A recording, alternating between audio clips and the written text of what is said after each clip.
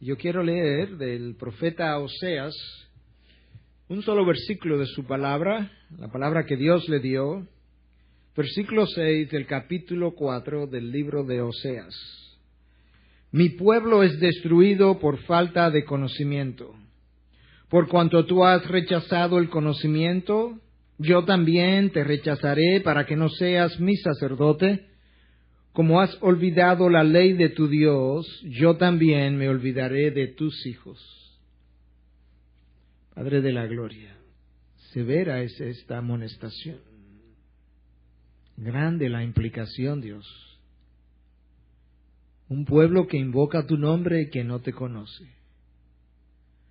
Un pueblo que tuvo los profetas y sin embargo no tenía el conocimiento de los profetas. Un pueblo que se olvidó de ti y que tú te olvidaste de sus hijos. Verdaderamente que este pueblo vivió un eclipse de tu presencia. Te pedimos, Dios, que en la medida en que iniciamos esta serie acerca de lo que es conocer tu carácter, que nos permita entender mejor dónde estamos y qué significa esto de tener un eclipse de la presencia y del nombre y de la gracia de Dios. Danos tu gracia, Dios, danos tu entendimiento, danos tu sabiduría. En tu nombre te lo pedimos. Amén. Bueno, teníamos unos días anunciando, quizá unas semanas, que íbamos a comenzar hoy una nueva serie de mensajes. Una serie que yo he querido titular Moldeados por su grandeza o Moldeados por su carácter. Y si usted presta atención a ese título desde ya, comienza a entender que si usted verdaderamente conoce el corazón y el carácter de ese Dios, ese conocimiento ha de transformar su vida. Que en la medida en que Dios comienza a infiltrarlo a usted, si pudiéramos decir, en esa misma medida usted comienza a ser transformado. Y en la medida en que usted comienza a leer, a estudiar acerca de sus atributos, usted comienza a descubrir cómo su eternidad me silencia, cómo su santidad me transforma, cómo su amor me sana, cómo su soberanía me aquieta, cómo su fidelidad me preserva, cómo su gracia me redime, su sabiduría me empequeñece, su poder me asombra.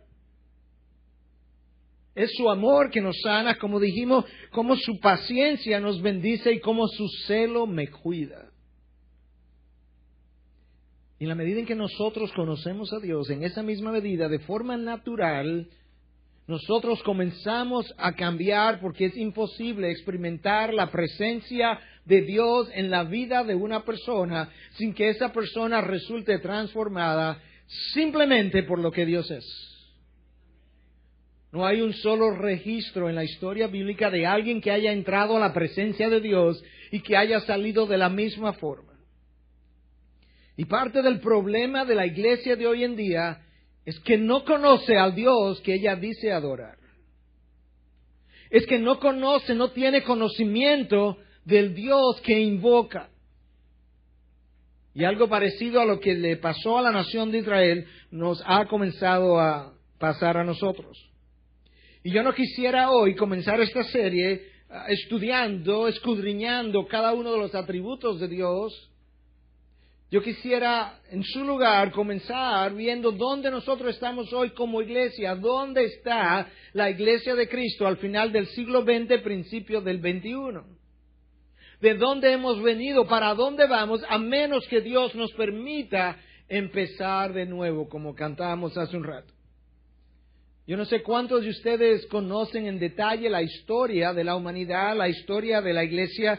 Yo no tengo el tiempo para resumirlo, pero hay algo que yo quisiera mencionar. Un evento sumamente importante en la historia de la humanidad y por tanto de la iglesia. Porque algo ocurrió hace 500 años y lo inverso de lo que ocurrió hace 5 siglos atrás le ha comenzado a ocurrir a la iglesia. La historia nos dice que desde el año 500 aproximadamente hasta el año 1000 y años subsiguientes incluso, los historiadores han catalogado ese periodo de la humanidad como the Dark Ages o los años oscuros. secularmente hablando, porque hubo muy poca producción cultural, logros culturales. Pero esa es la misma época en que la Iglesia de Cristo se casa con el poder político y la Iglesia entra a ser parte de los años oscuros de la Iglesia. Años que comienzan alrededor del siglo VI, alrededor del año 500, y se prolongan hasta el año 1500 aproximadamente, cuando Dios, después de cientos de años de oscuridad, decide encender una nueva luz en Wittenberg, una ciudad de Alemania, a través de la vida de Martín Lutero. Y cuando Dios enciende esa nueva luz, y los historiadores de la Iglesia han visto la transformación que ocurrió en los próximos 200 años después que esa luz iluminaba todo un continente, acuñaron una frase hoy famosa: After darkness, light. Después de la oscuridad, luz. Después de cientos de años donde la palabra no era estudiada, no era escudriñada, era prohibida leerla, había una apatía hacia la enseñanza y el estudio de la palabra, había desdén por la revelación de Dios, estaba escondida. Después de cientos de años de oscuridad, Dios en su soberanía le pone fin a esa época, enciende un nuevo faro y todo un continente y más allá de las costas de ese continente, la luz de Dios comenzó a brillar y a iluminar. Y después de la oscuridad, luz. Lamentablemente, Europa comenzó a vivir a finales del siglo XIX el nuevo liberalismo de la sociedad y el nuevo liberalismo de la iglesia cristiana, y comenzó entonces la luz a disminuir hasta el punto que está sumergida en una oscuridad espiritual, y Estados Unidos, que tuvo como resultado de la luz de Europa, tuvo también iluminado por mucho tiempo, ha comenzado también a vivir el mismo eclipse de Dios, donde la palabra de Dios está siendo sacada de las vidas de los individuos, los valores cristianos están siendo sacados del corazón de la sociedad, y América Latina, que está simplemente en el patio de Norteamérica, ha comenzado a entrar en la sombra de ese eclipse, y en algunos lugares en el mismo medio de la oscuridad. Y ahora se ha comenzado a hablar, o pudiéramos hablar, no después de la oscuridad, luz, sino lo inverso: después de la luz, oscuridad. After light, darkness. Porque lo que fue encendido en una ocasión ha sido apagado. Cuando Juan comienza a hablar acerca de la persona de Jesús, cuando Cristo viene y se encarna, en el capítulo 1, versículo 5, Juan dice: y la luz brilla en las tinieblas, y las tinieblas no la comprendieron.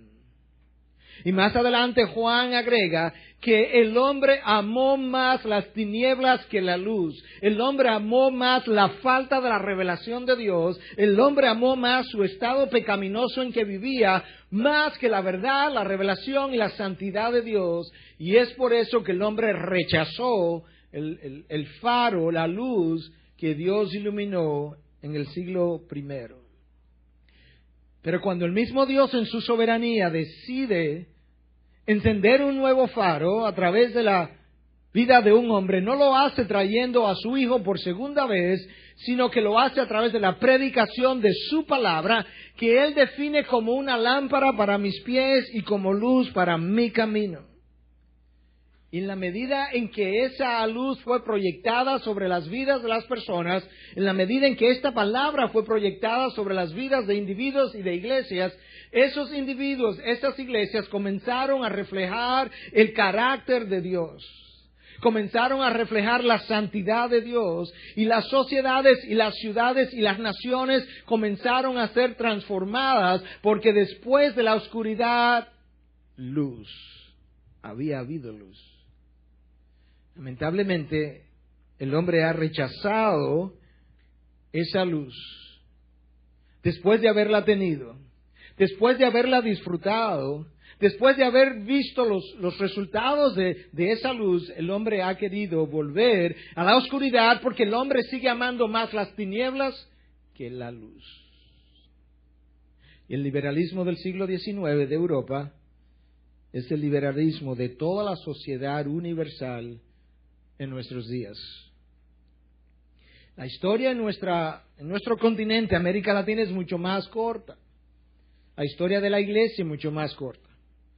Quizás esa luz de forma significativa ha sido encendida quizás en los últimos 30 o 40 años. Habían visos de esa luz, pero quizás en las últimas décadas hemos visto un faro encenderse, pero de la misma forma que ha sido encendido, con la misma rapidez se ha ido apagando. Y la iglesia latinoamericana, a diferencia de la iglesia en el continente europeo que se enferma 200 años después, la iglesia latinoamericana ha nacido enferma. Y las enfermedades congénitas tienen consecuencias mucho más graves que aquellas que son adquiridas. Y esa es la situación donde nosotros estamos hoy. Tenemos una sociedad altamente hedonista que prefiere el entretenimiento al pensamiento. Es una generación que no le gusta pensar, prefiere experimentar antes que pensar, prefiere sentir antes que discernir y prefiere hacer antes que ser. Nuestra generación y la iglesia de esta generación con frecuencia prefiere muchas veces ser entretenida antes que tener que pensar, prefiere sentir antes que discernir y prefiere hacer antes de ser. Y todos esos deseos egoístas de los hombres se han interpuesto entre Dios y el hombre y han creado un eclipse de Dios. La palabra eclipse viene del griego ekleipo, que significa desaparecer. O pudiera venir, según otros, del prefijo ex y la palabra griega kaluptein, que significa esconder. Cuando ocurre un eclipse de sol, cuando ocurre un eclipse total de sol, lo que ha ocurrido es que la luna se ha interpuesto entre el sol y la tierra y no ha permitido que la luz del sol le llegue hasta nosotros. Lo increíble es que en un eclipse total, la luna, que es 400 veces más pequeña que el sol, es capaz de oscurecer por completo la luz del sol. Y la pregunta es, ¿cómo lo logra?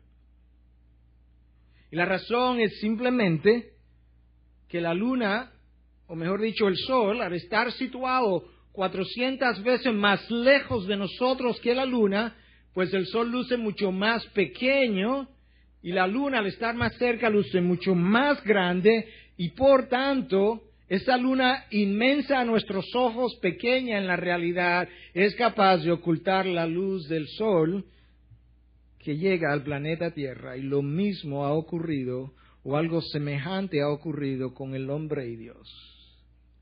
Que siendo Dios tan inmenso y el hombre tan pequeño, sin embargo el hombre ha podido eclipsar la figura, la imagen, la luz, la revelación de Dios para las poblaciones del mundo. La pregunta es, ¿cómo ese hombre lo ha logrado? Sabemos cómo la luna lo logra, pero ¿cómo lo ha logrado el hombre? De la misma forma, si seguimos la ilustración, que ha ocurrido con el sol. La luna puede hacerlo porque el sol está muy lejos y su imagen es mucho más pequeña. El hombre comenzó a empujar a Dios hacia afuera, primero de mi vida, después de la vida de mi familia, después de la vida de mi sociedad, después de la vida de mi ciudad, después de la vida de mi iglesia, después de la vida de mi nación. Y ahora Dios está tan lejos que esta imagen de Dios es muy pequeña. Y ahora el hombre, que luce mucho más grande ante sus ojos, puede eclipsar, ocultar la imagen de Dios por una imagen mucho más pequeña que la de Dios mismo. Y ese hombre se cree sabio, no conociendo nada, se cree independiente, autosuficiente, se cree libre, se cree que puede interferir y limitar los planes, el pensamiento, el corazón y los deseos de Dios. Un hombre que ha olvidado que Dios ha revelado en el libro de Proverbios, capítulo 16, 9, que es cierto que el hombre planifica sus pasos en su mente, pero que es Dios quien termina ordenando esos pasos y decidiendo cómo han de darse esos pasos. Pero ese hombre rechaza esa revelación de Dios. Él rechaza todo aquello que no es conveniente, que no concuerda, que no encaja, que no le complace. Y él se olvida que Dios en su soberanía ha decidido gobernar, regular, controlar todo cuanto ocurre en su universo. Y el primer paso para el hombre eclipsar a Dios es sacarlo de su vida, empujarlo, enviarlo bien lejos para que su imagen sea bien pequeña. Y con eso entonces él procede al segundo paso, y el segundo paso para eclipsar a Dios es agrandar la imagen del hombre que pueda ocultar la pequeña imagen de Dios que él ha hecho ahora. Y en la medida en que ese hombre la agranda, ese mismo hombre piensa que tiene la capacidad de hacer y deshacer, de decidir, de crear su propio destino, de ser el capitán de su barco, y tratando de hacer eso, trata de decirle a Dios que él no necesita de Dios, él no necesita de su provisión. La inmensidad de esa imagen del hombre ahora opaca, oculta, deshace la imagen que la sociedad tuvo de Dios por mucho tiempo y que fue inmensa. El domingo pasado, nuestro hermano Héctor, nuestro pastor asociado, nos recordaba que la gente acostumbra a hacer los dioses conforme a las circunstancias que le rodean. Y él lo ilustraba de esta forma: en una comunidad de pescadores, probablemente esos pescadores tratarían de confeccionar en su mente un dios, quizás de la lluvia, quizás del mar, quizás de la tormenta, quizás de la noche, donde ellos puedan encontrar refugio en su mente por lo menos, porque son elementos de la naturaleza que los pueden afectar, algo que tiene que ver con ellos. En su sobrevivencia, ellos crean esa imagen de ese Dios. Bueno, el hombre de la sociedad hoy en día que va a la universidad y logra licenciaturas y maestrías y doctorados no es tan primitivo como esas sociedades. No es tan primitivo para crear un Dios de la lluvia y del mar, pero él hace exactamente lo que hace el hombre de la jungla. Él confecciona su propio Dios, pero a su manera. Él confecciona un Dios a su conveniencia, un Dios manejable, una divinidad manejable, algo que yo pueda controlar, algo que yo pueda entender, alguien que piense como yo pienso, sienta como yo siento, juzgue como yo juzgo, para que haga lo que yo quiero que él haga. Pero entre ese Dios y el becerro de oro del desierto no hay ninguna diferencia. Y esa es la esencia de la idolatría.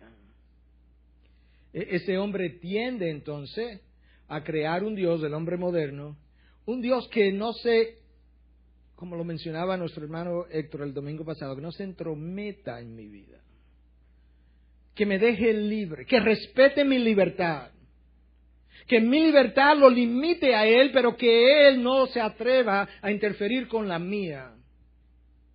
Un Dios que me permita adorarle, pero todavía yo ser el capitán de mi propio destino. Un Dios que yo construyo a lo Frank Sinatra, a mi manera, la canción favorita de mucha gente. I did it my way. El himno favorito de aquellos que están en condenación hoy en día. Lo hice a mi manera. Y verdaderamente lo hicieron, pero terminaron donde no querían. Y es ese hombre independiente, autosuficiente, que se irrita, que no entiende, que rechaza la revelación de Dios cuando él comienza a leer la palabra y se encuentra que en Lamentaciones 3, 37 y 38, Dios dice: ¿quién es aquel que habla y así sucede a menos que el Señor lo haya ordenado? ¿No salen de la boca del Altísimo tanto el mal como el bien? No toleramos a un Dios que quiera hacerse responsable de todo cuanto ocurra en su universo. O rechazamos esa revelación o la reinterpretamos. El problema es que tenemos que reinterpretar muchas otras revelaciones. Amós 3:6. Si se toca la trompeta en la ciudad, no temblará el pueblo. Si sucede una calamidad en la ciudad, no la ha causado el Señor. Si sucede una calamidad en la ciudad, no la ha causado el Señor. No podemos manipular esa divinidad, y eso no puede ser concebido por el hombre moderno. Dios no solamente que se hace responsable de cuanto ocurre en su universo, Dios entiende que Él no nos debe una explicación, que nosotros le debemos a Él una rendición, pero Él no nos debe a nosotros una explicación. Él no se la dio a Job. ¿Por qué crees que te la va a dar a ti o a mí? Él es soberano, Él se sienta en su trono, Él sabe lo que hace, nunca ha cometido un error, nunca hará un error. Él es sabio sin medida. Oh, profundidad de las riquezas de la sabiduría de Dios. Cuán insondables son sus juicios e inescrutables sus caminos. ¿Quién ha de corregir al Señor? Lamentablemente, en la medida en que ese hombre se ha ido sofisticando, en la medida en que el cristiano se ha ido sofisticando, él ha ido cambiando el foco del plan de redención de Dios. Y Joseph Aretunian, un historiador de la Iglesia que creo que he citado en otras ocasiones, ha hecho la observación siguiente. Antes la religión estaba centrada en Dios. Antes lo que no conducía a la gloria de Dios era infinitamente pecaminoso. Ahora lo que no conduce a la felicidad del hombre es pecaminoso, injusto e imposible de atribuírselo a Dios. Ahora la gloria de Dios consiste en el bien del hombre. Antes el hombre vivía para glorificar a Dios. Hoy Dios vive para glorificar al hombre. Joseph Aretunian ha hecho la observación de que la forma como el cristiano vio los propósitos de Dios, la imagen de Dios, el proceso de redención, su causa, su gloria, no es la misma forma como el cristiano de hoy en día ha comenzado a verla. Y todo comenzó cuando ese cristiano quitó a Dios del centro y se puso Él, y ahora Él es el centro del plan y los propósitos de Dios y no Dios mismo. A pesar que Dios de forma reiterativa nos deja ver en su palabra que Él ha hecho lo que Él ha hecho por amor a su nombre, por amor a su gloria, por amor a su causa, por amor a su Hijo, pero nosotros insistimos que no, que se trata de nosotros y que no se trata de Él. Verdaderamente nos hemos desviado y necesitamos comenzar de nuevo. Dios ha revelado en su palabra que Él crucificó a su Hijo, que Él clavó a su Hijo, lo hizo sangrar, lo dejó que fuera futigado para que su justicia fuera reivindicada. Romanos 3, 25 y 26. Propósito número 1 por la que Dios clava a su Hijo es para que su justicia pudiera ser limpiada del oprobio en que había quedado, porque Él había pasado por alto los pecados del hombre y alguien tendría que pagar por eso.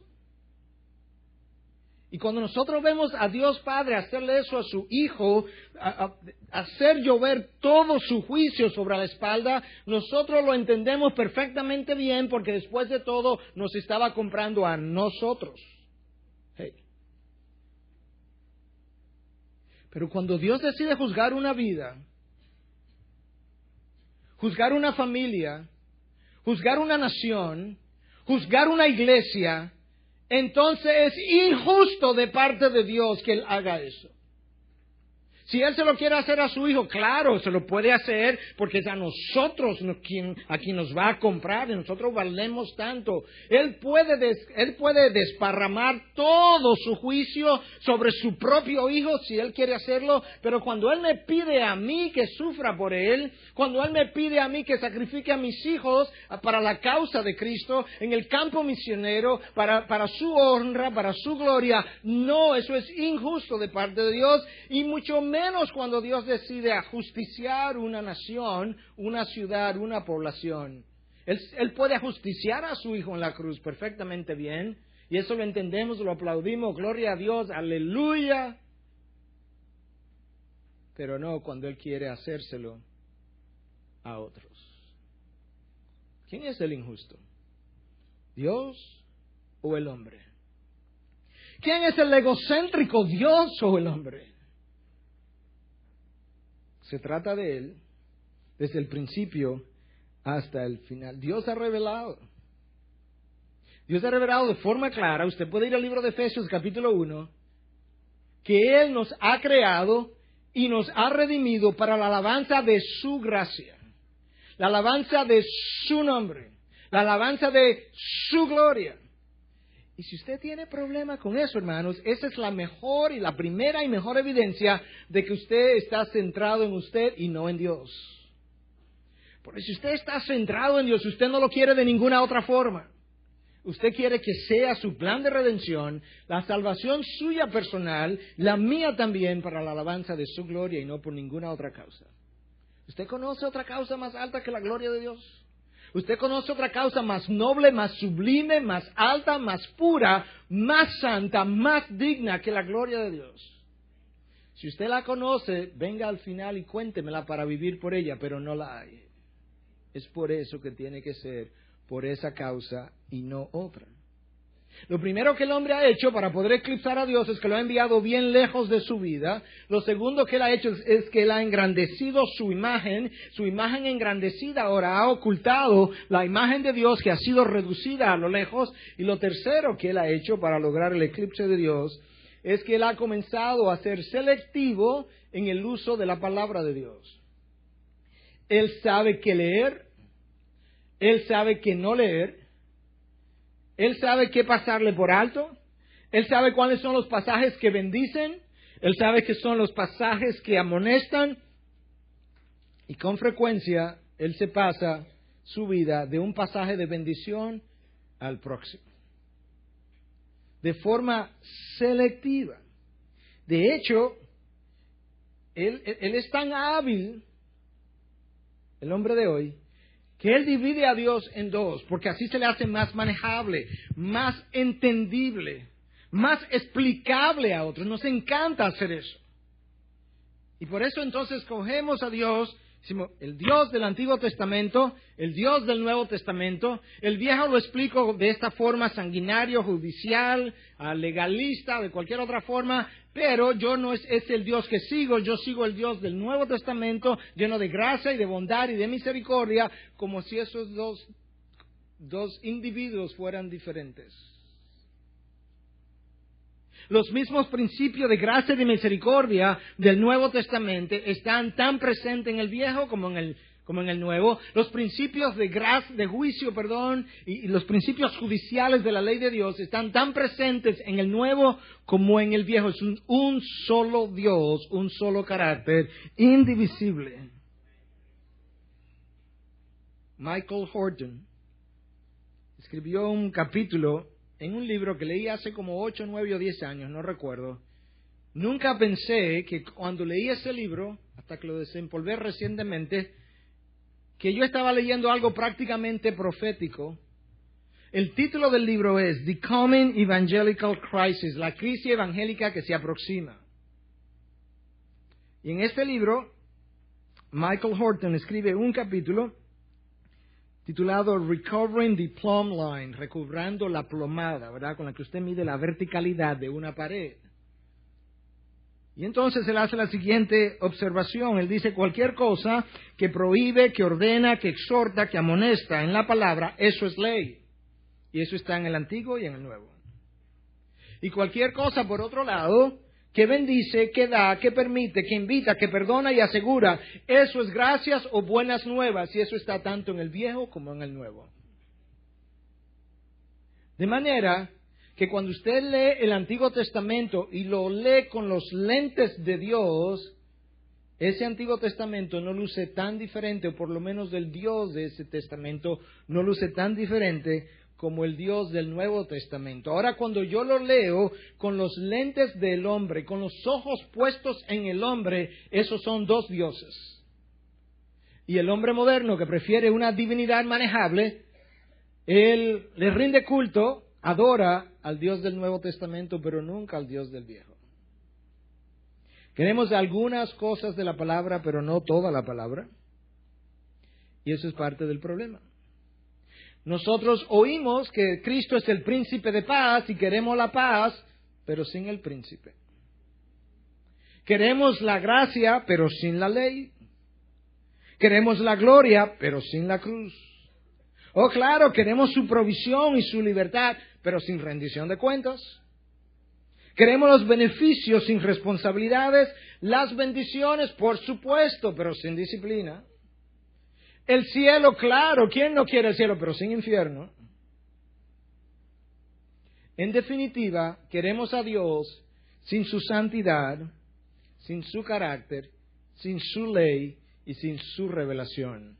Una divinidad manejable, entendible, que piense y actúe como yo, que juzgue como yo, que lo que yo catalogo de injusto y de indigno, Él no lo haga, que lo que yo catalogue de justo y digno, Dios termine haciendo. Queremos la palabra con sus bendiciones, pero sin sus demandas. Incluso hemos querido la luz. El hombre sabe que él está en oscuridad. Hemos querido la luz, pero nos pasa como las mariposas. Las mariposas de la noche, las mariposas oscuritas. En inglés le dicen moth. El diccionario la traduce como polilla. Yo no sé si es lo mismo, pero esa mariposa. La mariposa en la noche, cuando usted está en el campo, que tiene una lámpara de querosene, esa mariposita que viene y se acerca, atraída por la luz, pero ella viene y se acerca, y cuando se pega al tubo, el calor hace que ella se despegue del tubo, porque ella quería la luz, pero fue el calor que la despegó. Y el cristiano de hoy, él se siente atraído por esta luz, y él comienza a acercarse, pero cuando él comienza a experimentar el calor del llamado del cristiano, ahora es el calor que lo hace despegar, porque yo quiero una penumbra, pero no la luz. Yo no quiero la oscuridad de la noche, la sombra, pero no la luz. La luz me calienta mi vida. La luz me calienta mi entendimiento, y yo no quiero vivir tan cerca de la luz. El problema con Dios es que o es todo o es nada. Dios no se da en porcientos. Dios no se da en divisiones. Dios es un solo paquete, para usar una expresión muy coloquial de hoy en día, y es o todo o nada. Y el hombre de hoy, el cristiano de hoy, hasta eso le irrita, porque a él no le gusta que lo limiten en sus elecciones. ¿Por qué yo no puedo escoger una parte del todo? Después de todo, valga la redundancia, tiene que ver, se trata de mí. Es mi vida. Y nos damos cuenta entonces por qué es que estamos viviendo un eclipse de Dios. Porque ese hombre no ha querido la revelación de Dios, la luz de Dios. Ese hombre ha sido selectivo en el uso, en el entendimiento, en el escudriñar la revelación de Dios. Alejó a Dios, lo envió fuera, lejos de sí, engrandeció su imagen y luego cogió la revelación de Dios y comenzó a usarla selectivamente. Ahora, como Dios ha dicho que Él no deja impune al culpable, el hombre, el cristiano, la iglesia, el siglo, la sociedad que ha hecho eso, ha comenzado a vivir las consecuencias de hacer eso. 3 causas, 3 consecuencias. Y la primera de esas consecuencias es que la iglesia de hoy, el cristiano, el líder del pueblo de Dios, ha perdido el derecho de representar a Dios. Y eso es exactamente lo que Dios dice en el pasaje de Oseas 6:4. Oseas vivió en uno de los periodos más oscuros de la nación de Israel. No sé cómo pudo soportar 50 o 55 años de ministerio. ¿Usted se imagina? Por 50 o 55 años de profeta haciendo luz en medio de la oscuridad. 4 reyes en el reino del norte, 2 reyes en el reino del sur. La población de mal en peor. Y durante ese tiempo Dios le quita el derecho a Israel de representarlo. La nación estaba económicamente abundante y la nación le daba el crédito a Dios de su abundancia, mientras Dios decía a través de los profetas: tu abundancia no tiene nada que ver conmigo. De la misma forma que aquellos que predican el evangelio de la prosperidad le atribuyen su abundancia a la bendición de Dios, todo el tiempo Dios diciendo: tu bendición y tu abundancia, lo que llamas bendición, y mi mano y mi corazón no tienen nada que ver el uno con el otro. Y la iglesia ha perdido el derecho de representar a Dios. ¿Cómo voy a tener un discurso de prosperidad y luego ir a representar a ese Dios delante de individuos que viven en santidad, pero que no tienen los recursos de que tú hablas? ¿Con qué derecho? ¿Con qué autoridad moral? ¿Quién te ha dado el derecho de hablar de parte de Dios? Si lo tenías, Dios te lo ha quitado. Eso es lo que dice el texto de Oseas. No sé si lo oyeron cuando yo lo leí, cuando Dios dice: te he desechado como sacerdote. Dios no le está hablando a los sacerdotes per se de la nación. Dios le está hablando a la nación como nación sacerdotal que Dios la había elegido. Escucha en Éxodo 19:6 lo que Dios dice: y vosotros seréis para mí un reino de sacerdotes y una nación santa. Ese derecho Israel lo perdió para representar a Dios ante las naciones. Estas son las palabras que dirás a los hijos de Israel: que somos un reino de sacerdotes, una nación santa para representar a Dios. Para eso te escogí, Israel. Los años pasaron, Israel se desvía, la sociedad se corrompe y Dios dice: te he quitado el derecho de ser sacerdote. Es más, te he rechazado como mi sacerdote, como nación sacerdotal, porque has profanado mi nombre, porque te has corrompido en el quehacer diario. E Israel comenzó a vivir una época sumamente oscura en su sociedad. Déjame leerte los primeros versículos del capítulo 4 de Oseas. Escucha la palabra del Señor, hijos de Israel, porque el Señor tiene querella contra los habitantes de la tierra. ¿Usted ha estado alguna vez en un escritorio, en una oficina, y alguien viene a querellarse contra usted, como que de repente, sobre todo si son ciertas personas de importancia, como que usted se acobarda, se atemoriza, le da cierta taquicardia? Imagínese cuando Dios entra a su habitación y tiene querella contra usted. Eso es lo que Oseas dice, que Dios tiene querella contra los habitantes de la tierra, pues no hay fidelidad, ni misericordia, ni conocimiento de Dios en la tierra. El pueblo que invoca mi nombre, el pueblo que va al templo todos los sábados, el pueblo que abre mi palabra, no me conoce. El pueblo que dice Jehová, Adonai, Elohim, el Shaddai, ni siquiera sabe quién es el Shaddai o Elohim o Adonai. No hay conocimiento de Dios en la tierra, solo hay perjurio, mentira, asesinato, robo y adulterio. ¿Leyeron el periódico ahí? Emplean la violencia, homicidio tras homicidio se suceden. Por eso la tierra está de luto, está oscura, está en eclipse. La tierra está de luto y languidece todo morador en ella, con las bestias del campo y las aves del cielo, aún los peces del mar desaparecen.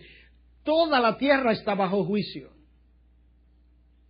Porque usted no puede corromper el nombre de Dios y esperar recibir las bendiciones de Dios, esperar recibir la vida de Dios. La nación entera estaba viviendo bajo un eclipse de Dios. Israel finalmente había perdido el derecho de representar a Dios como nación. Te he rechazado como sacerdote, pero eso no fue suficiente para Dios juzgarlos. En un solo versículo, en Oseas 6:4, que leímos al principio, Dios deja ver un juicio todavía mayor. Porque has desechado a tu Dios, porque has desechado mi ley, yo me olvidaré de tus hijos. Porque no te has acordado de quién yo soy, la próxima generación y generaciones, acuérdate que soy el Dios que visita esa iniquidad por 3 y 4 generaciones. Yo soy quien la visito, no Satanás como la iglesia de hoy vende. Yo visito las generaciones en forma de juicio por lo que los padres han sembrado. Los padres cosechan lo que siembran. Y yo dejo caer la cosecha mala sobre siembra mala, dice Dios. Israel perdió el derecho de representar a Dios. Israel comenzó a perder sus hijos. Y la razón es que Israel ha profanado el nombre de Dios. Dios ha sacado a Israel al destierro.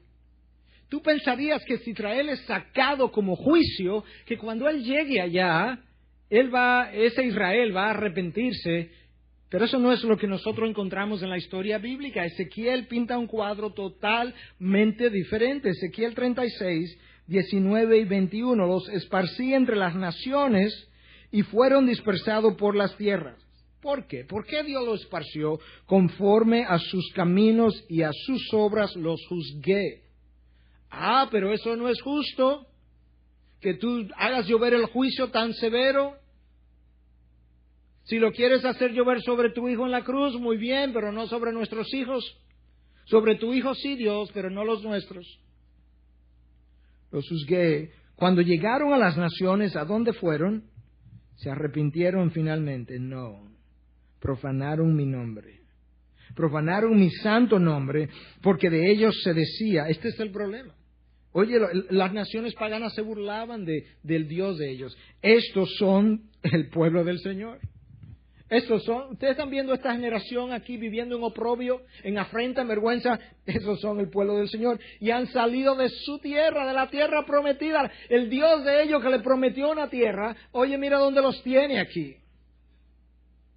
Pero yo he tenido compasión de mi santo nombre. Mi nombre ha sido profanado, ha sido burlado, y yo me he compadecido de mi nombre, Israel, que la casa de Israel, mi santo nombre, que la casa de Israel había profanado entre las naciones a donde fueron. Israel perdió el derecho de representar a Dios, y con razón. ¿Usted no cree que hay iglesias, que hay ministros, que hay pastores, que hay líderes que han perdido el derecho de representar a Dios? ¿O es que el Dios del Antiguo Testamento hoy no juzga como juzgó en el Antiguo Testamento? ¿O es que el Dios de ahora es menos santo que el Dios de la revelación bíblica? ¿Usted no cree que hay iglesias cuyos candelabros han sido removidos? ¿Usted no cree que hay iglesias cuyos candelabros están en remojo? Ahora que Dios nos libre de pensar como iglesia que nosotros somos mejores, porque eso podría poner nuestro candelabro en remojo. Es una actitud de humildad delante de Dios que tenemos que vivir todo el tiempo. Pero no hay duda de que hay muchos que han perdido el derecho de representar a Dios. Pero ¿saben una cosa? Lo peor de todo, en la nación de Israel, que no es muy diferente hoy, es que cuando el profeta se paraba y denunciaba que las condiciones en las que estaba viviendo y las condiciones en que estaban viviendo sus hijos, las generaciones siguientes, eran producto del juicio de Dios, el pueblo de Israel se negó a creerlo y dijo, yo no le creo a ese profeta. Y hoy hay familias cristianas, hay iglesias, hay familias de líderes en oprobio, en afrenta, en rebelión, y no creen que Dios le está juzgando como juzgó la familia de Elí. Eso es lo grave, eso es lo penoso. Tener anunciado el juicio y no creerlo. Tener la evidencia bíblica de la revelación de Dios y no creerlo. Dios dice, cuando uno de mis hijos decide deshonrarme, yo hago que su hijo lo deshonre a él para que él aprenda. Le sirva de escarmiento, de juicio, de disciplina y de aprendizaje. Cuando mis hijos, dice Dios, me deshonran de palabra, de pensamiento, de acción, de actitud, de groserías, de orgullo, sobre todo repetitivo. Recuerden, Dios es el Dios de la gracia. Él no hace eso de primera instancia. Después de múltiples llamados. Cuando ellos me han deshonrado de esa forma, yo permito que sus hijos, en rebelión, lo deshonren a ellos. Como parte del aprendizaje, de la disciplina y de la enseñanza. Eso es una de las consecuencias del eclipse de Dios. Lo que le ocurre a la próxima generación. La segunda consecuencia se ve dentro de la iglesia, al igual que la tercera. Es que la predicación de la palabra de Dios sufre enormemente. No hay unción, no hay poder en la predicación, no porque el poder de Dios haya sido disminuido, sino porque Dios ha dejado de fluir. Cuando la palabra de Dios va a un segundo lugar y el hombre prefiere su propia revelación, su propia invención, su propia ilusión, su propio sueño, su propia visión. Dios dice, el profeta que tenga un sueño, que cuente su sueño, pero el que tenga mi palabra, que predique mi palabra. Y cuando el hombre prefiere lo que él construye con su mente a lo que Dios ha revelado, la palabra sufre, la predicación de la palabra sufre enormemente, y junto con la predicación sufre el pueblo que no tiene palabra de Dios. La peor hambruna que un pueblo, una comunidad pueda sufrir no es falta de pan físico, créanme, hermanos, es falta de la palabra de Dios. Y en los tiempos de Samuel, cuando Elí no estaba prestando atención a su casa, Primera de Samuel 3, capítulo 1, dice que escaseaba la palabra de Dios en aquellos tiempos. Y honestamente, hermanos, en muchos lugares donde hay púlpitos, escasea la palabra de Dios. Y a veces es parte del juicio de Dios. Porque el hombre ha querido irse detrás de donde le puedan rascar el oído. Han tenido comezón de oído. No han tenido amor por la verdad, por la doctrina, por la palabra de Dios. No queremos la enseñanza de Dios. Le decimos a los predicadores de la palabra, como le dijeron los israelitas a Isaías, capítulo 30. Profetízanos mentiras, profetízanos ilusiones, invéntate cualquier cosa.